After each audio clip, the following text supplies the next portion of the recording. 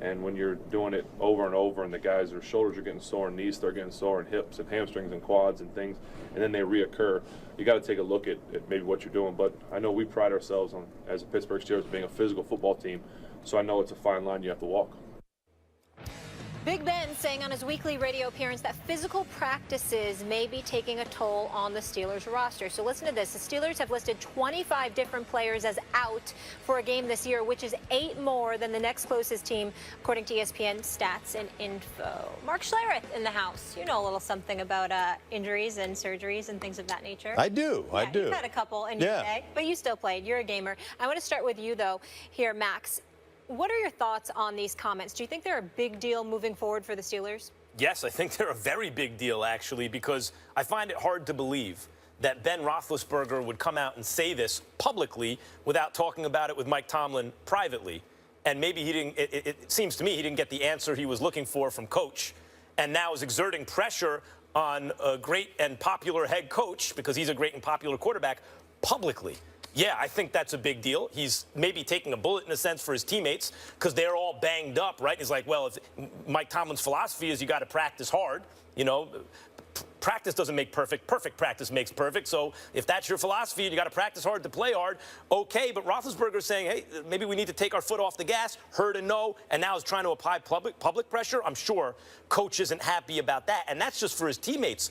If he's doing that for his teammates and trying to lead in that way, what about him? He's an older quarterback who's taken a ton of hits, a big, strong guy. Before Cam Newton, all these hits were allowed on Cam Newton. They were allowed on Ben Roethlisberger. Right. Maybe the message he's sending is, Coach, take it easy on me, too. And if Coach is like, this is the way it is in Pittsburgh, what does that mean going forward for Ben Roethlisberger?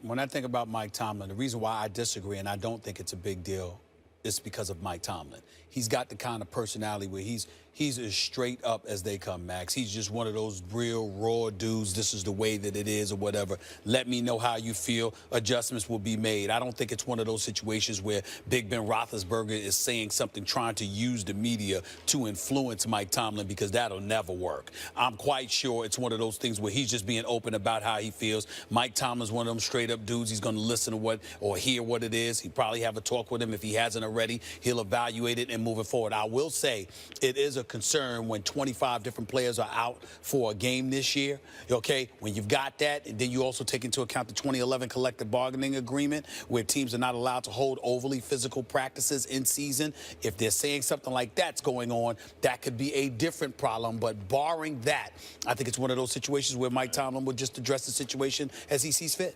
I think there is a fine line between being physical enough and getting that work done, especially when you have things that need to be worked on.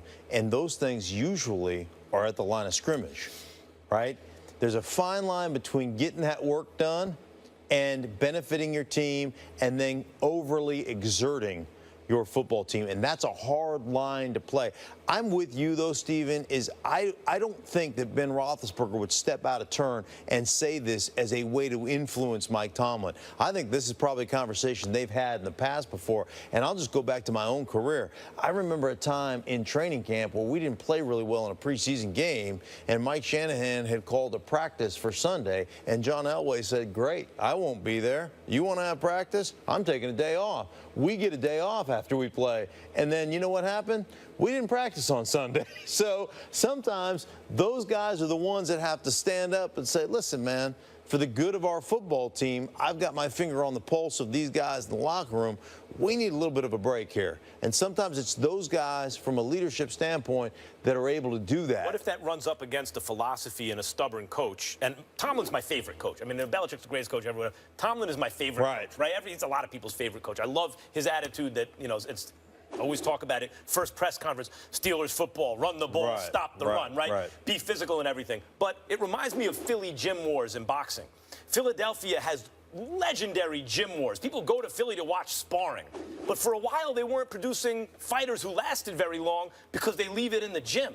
And if that, if you have a coach who feels like, look, there's no other way to get it done on the line of scrimmage. I'm not saying necessarily Tomlin's this way, but if Roethlisberger feels he is being that way, and the coach doesn't want to make changes because he thinks, look, football careers might be a little shorter than some guys want, that can be a problem going forward. I guess it could be a problem going forward. I just don't, again, this is gut. I don't know. I mean, I'm not there, but my gut would tell me that this is a conversation that they've had in the past before, and this is Ben Roethlisberger just being honest and trying to assess why you have so many injuries. I think a lot of injuries happen, honestly, because I don't think guys practice enough. I mean, I think there's a lot of what goes on right now is we always say it, you don't develop, like, you can't get in shape to play football by any other way than playing football. That's what Tomlin told me. Right. Very much like boxing. Like, you can run, you can do burpees, you can jump rope all day long, but there's a difference. Like, I was a state champion high school wrestler. There's a difference between running and working out and then getting on the mat with another dude and grappling for 6 minutes. I mean, that is the toughest sport I have ever participated in, and there's a real difference. So sometimes it's about going out there and playing, and the only way you can get shaped to play is to play.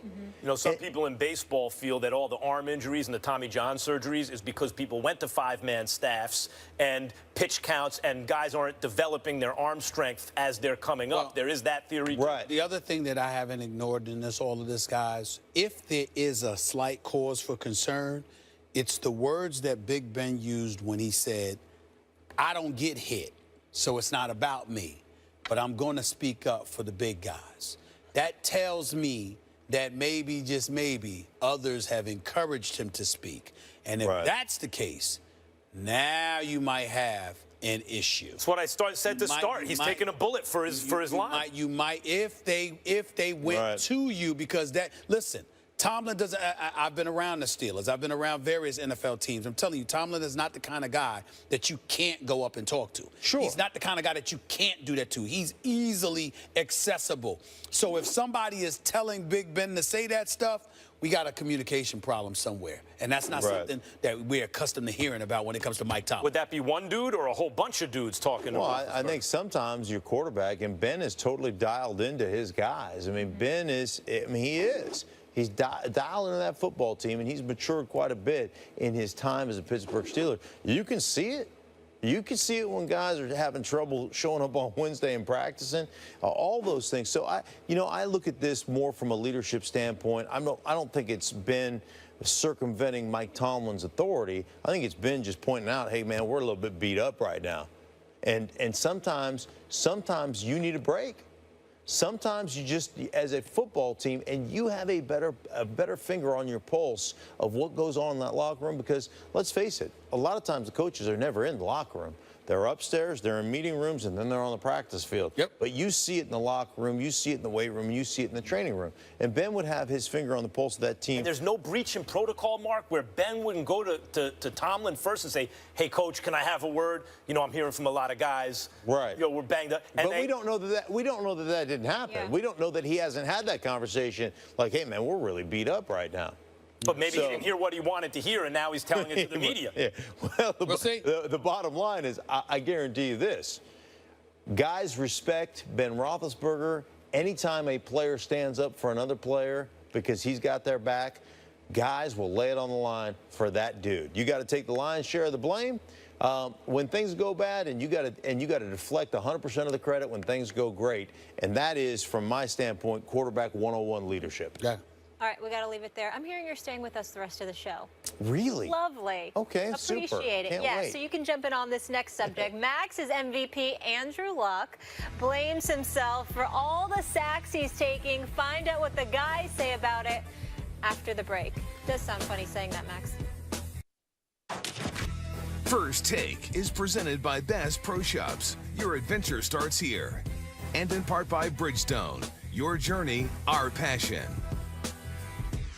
I hopped on a plane. I said, I got a priority. I need to be on the table at First Take. I don't care where you're from, what language you speak. You know what you get? Kevin Hart. Talking about he gonna take my job. Oh, let me tell you how I do it. I'll find time to come here and do what you do better. I sit in my bed and watch you guys talk about nothing. What you do is assume. That's your problem. I've never seen somebody that's wrong so much. We joke, we play around. If I don't talk about you, I don't like you. Okay? But I love you. I need that energy in my life. Don't miss First Take tomorrow. Comedian, actor Kevin Hart, he will be here in studio. It's going to be a good time. I'm trying to figure out whose job he's going to try to take. 1 minute it's mine and might be yours. Anything's possible with this dude. He might take mine. All I know is this: he'll need a high chair.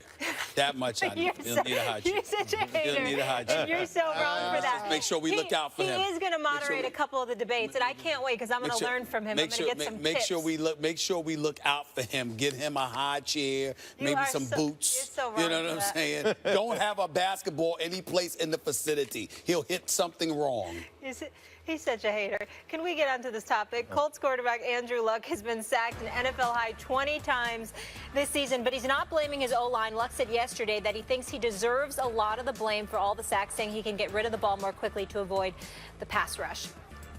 Max, you like these comments from your MVP? If there's, yes, I love these comments. What did Mark Schlereth just say comes with the quarterback position?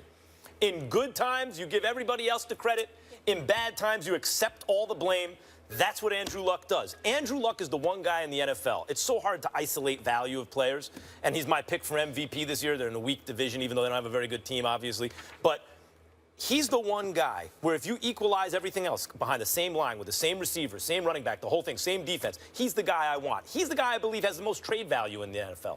I don't think there's another player where a team would go, if he could be traded straight up for Andrew Luck, that team would go like, nah, I don't want that guy. Because not only does he have, like, just about Cam Newton level ability, he's fast, he's big, he's strong, he takes shots, he can throw the ball down the field. I like him in the pocket better than Cam, as a matter of fact.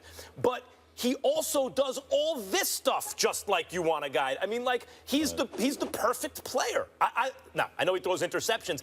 Even then, I believe that's because he ain't afraid to lose. He's trying to win. He's trying to put his team in that position. I appreciate the professionalism. I appreciate him taking a hit for the team. But I don't like his comments because this man has suffered enough over the years that he has been in the NFL. Last year, he had a lacerated kidney, for crying out loud, along with a bevy of other injuries. Already, he leads the league in being sacked 20 times this year. Right. We're not even counting the amount of times he's been hit. His first 3 years in the NFL, he was sacked 100 times, hit about 70 to 75 more times, and was getting hit last year before ultimately the injury took the best of him. This is the franchise. This is a guy that has the potential to be a future Hall of Famer. When I think about Andrew Luck, I'm sitting there saying it's not just about drafting, it's about developing people. Could you get me some help? Could you protect me? Could you get me off suicide watch, for crying out loud? Because I am in danger all the time.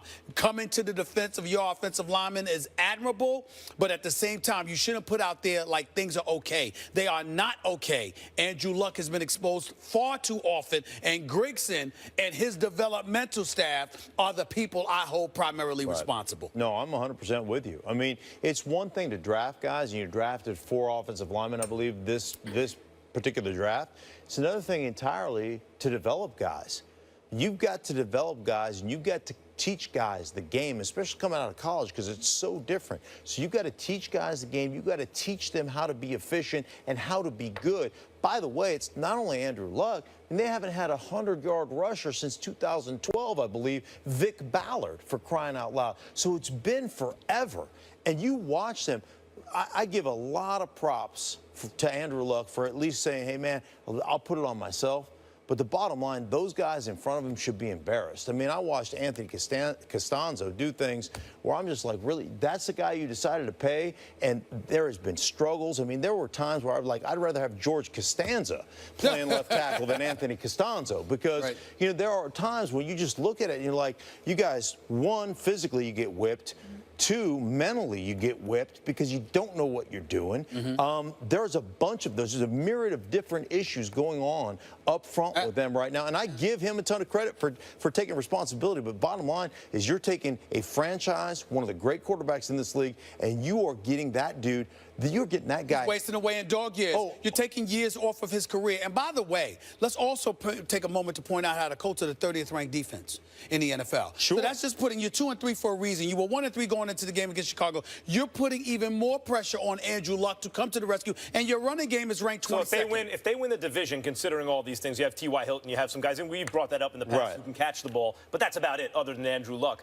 If they win the division, is Andrew Luck the MVP? No. Is he your MVP? No. Because he's mine. I told you that before the I think this year so far, even with all the shots he's taken, he's been one of the handful of best players in the league. Not his performance, it's the team that he's on. Right. You got to be on a better team. They're not going to even consider And if they win the division and he passes for 5,000 yards, it's just not how it works. It's the AFC South. Right.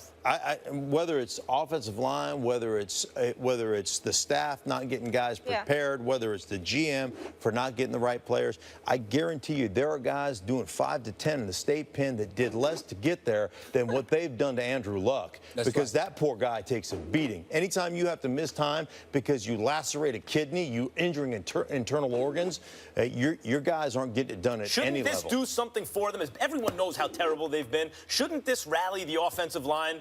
I'd say behind him, but in front of him, when they see the quarterback taking bullets for them? No, that's the problem, because you got cover. The point is, sometimes it needs you need to be brought to the light. You need to be exposed. Oh, Luck should have called him out? Well, I'm not saying he should have particularly, but you can be silent. You don't have to say anything. You can be very conspicuous with your silence. Right. Sometimes you should know that better than most. You could be there and sit up there and look at somebody and go like this. Better to be silent or to take sometimes. It's, you know what Andrew Luck did is the right thing. Sometimes the guys will rally. That's great. But if you don't have the requisite talent and you don't have the understanding, I don't care how much you rally, you ain't getting anything done. And that's where they are right now as a franchise. Marky Mark, real quick before we got about a minute. Your Broncos. Tough one. Tough one against the Falcons. Are they going to redeem themselves tonight at Qualcomm Stadium? Yeah, you know what? From a defensive standpoint, they got exposed in man coverage in their linebacking core.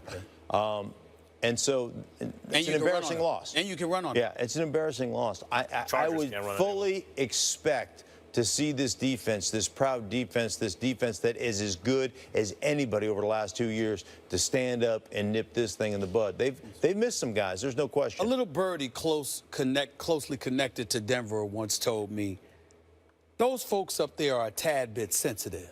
You say something about their defense, they get riled up. They get very, very sensitive. Yes. Well, they needed to be called out after the way Atlanta handled them last week. We'll see what happens. This is a sneaky